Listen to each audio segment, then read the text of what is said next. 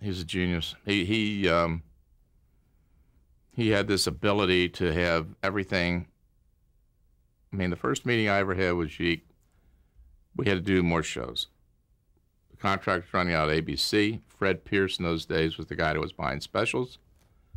I remember I had breakfast with Fred Pierce at Dorset Hotel. I said, look, we have to come together on what we're going to do.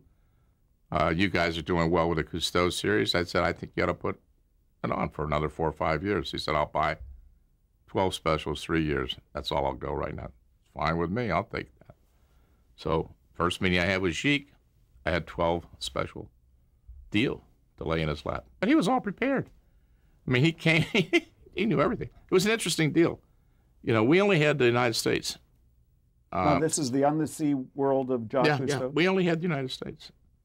But he had all the foreign. So we had to always kind of work our way through that course. And deal-wise, he was on top of it. He knew exactly what he wanted. It was never unfair.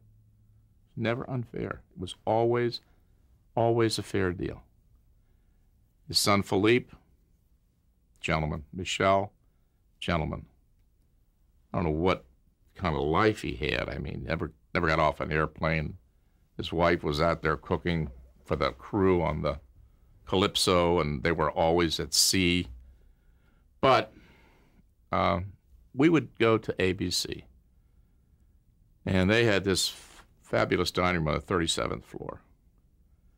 And they'd bring about 10 or 15 executives, marketing, sales, development.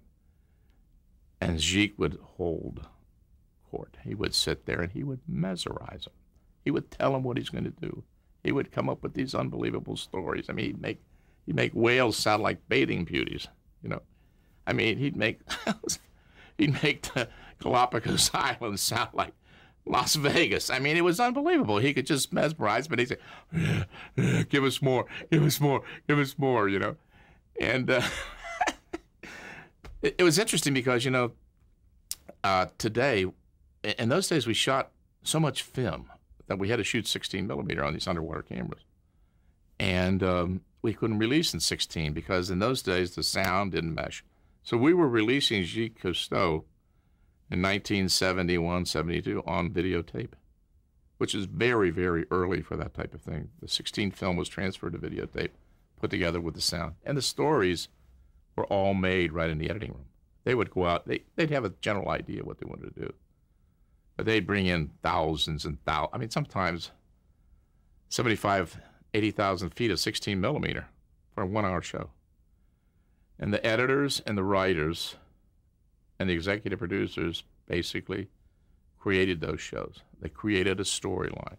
They looked at the footage, and they listened to what happened, and Jacques would tell them, and Philippe would come in, and the whole show was made in the editing room. Obviously, it was shot out there with some general concept, but it was put together, and it's actually conceived. I'm actually completed in the editing room. It was an unbelievable process, unbelievable.